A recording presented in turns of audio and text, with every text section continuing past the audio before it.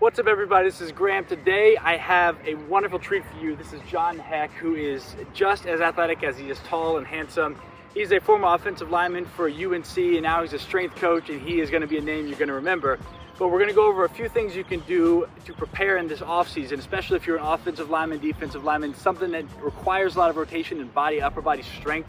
So he's going to go over a few drills, and some of these are going to be more geared towards offensive linemen, and that's great. But take from this and understand some of the movements are geared towards helping you control your core, your upper body, and your hips in any type of rotation movement. So what's the first thing we got? Start with a pal-off walkout? Yeah, so the first exercise we're gonna look at, we're gonna go with the pal-off walkout. Now there's a few ways you can do this. We're gonna do it out here just with the partner setup. So when it comes to offensive line play and training for it in the weight room, you know, you think big heavy benches and squats and things like that, and that's all great, that's important.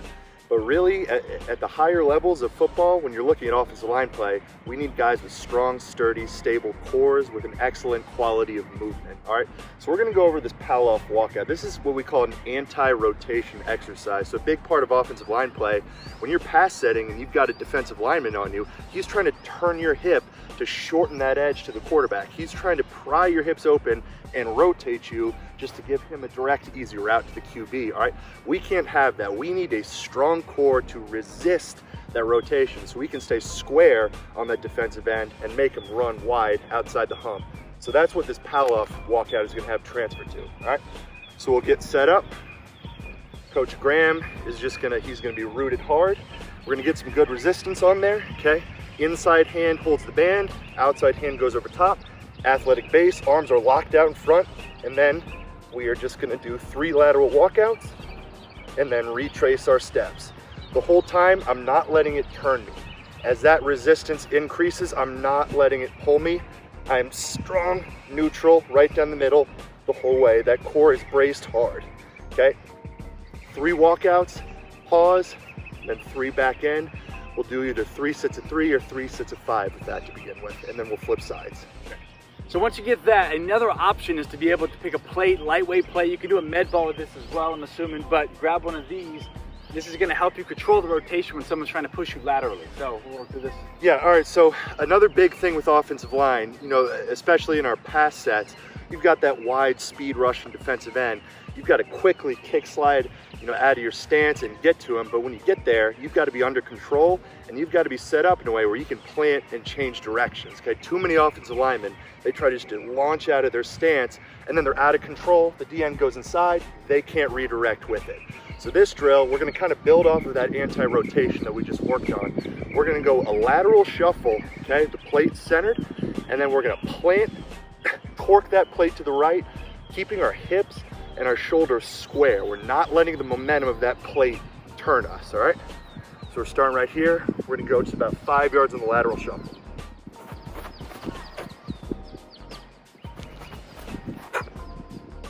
And lock that in, okay? Not letting it pull us and turn us, okay? When we plant, we are able to change directions and redirect when that defensive lineman goes inside. And one important thing to note here is even if you play left or right on your specific position, he's doing both. From a training perspective, you want to develop your body equally. Obviously, there's going to be asymmetries in your sport, but if you got to switch positions or if you start to have any type of, let's say, injury or overuse issue that starts to bother you, you want to be developing both sides. So notice on all these training movements, you want to be doing both sides symmetrically. Absolutely. And you can do this drill on a flat lateral shuffle, or you can do it on a 45-degree pass set kick slide like an offensive tackle. So kind of just any path that you might take on a pass set, you can add this plate in and do this drill with it. And I'm assuming, just while we're on this, even if you're not necessarily thinking of an offensive line specific for throwers and people that have to develop a lot of rotational power. Absolutely. Anything, so I mean, well, like obviously lineman positions, but like shot, throw, anything else? Like absolutely. That?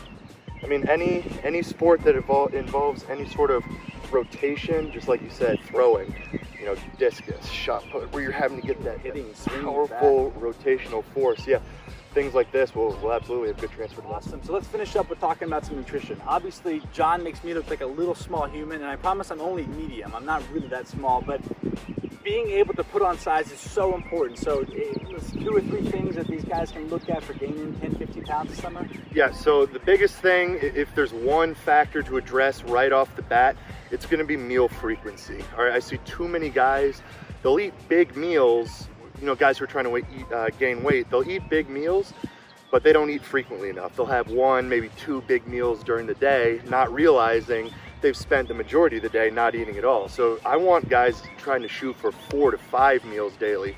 Every one of those meals getting a good meat source in, okay?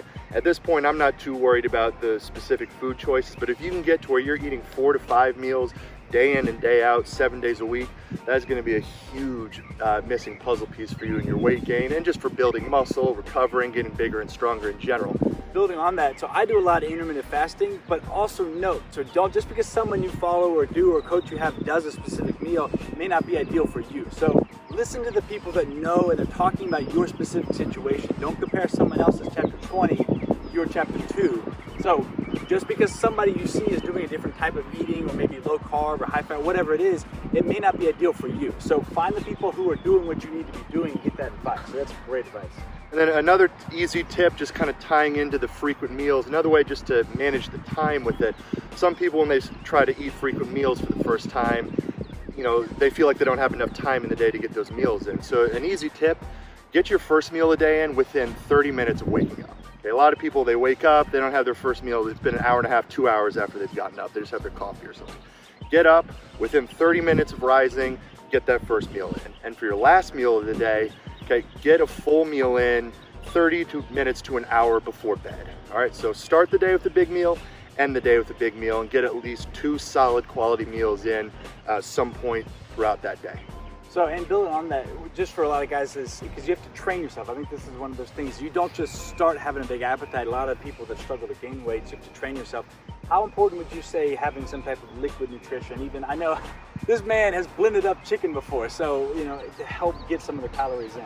Yeah, I mean, whenever someone starts eating a ton of meals throughout the day, usually those first few weeks, they're gonna feel stuffed.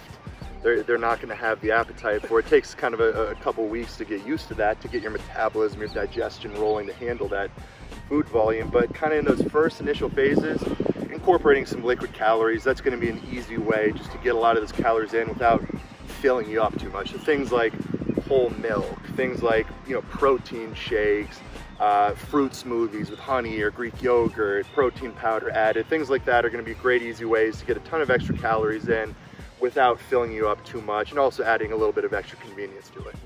All right, well, thank you so much. This man is available. If you have questions on any of this stuff, please shoot him a message. He is so wise. He's one of the smartest and best coaches I know. And a little pro tip, if you see someone this size coming at the street or on the field, I don't care what it is, just leave, just walk away. You don't want to be his next meal, all right? Thank you, John, appreciate it. And we'll put all of our contact information below. Take care, get ready this off season. We got a big season coming up.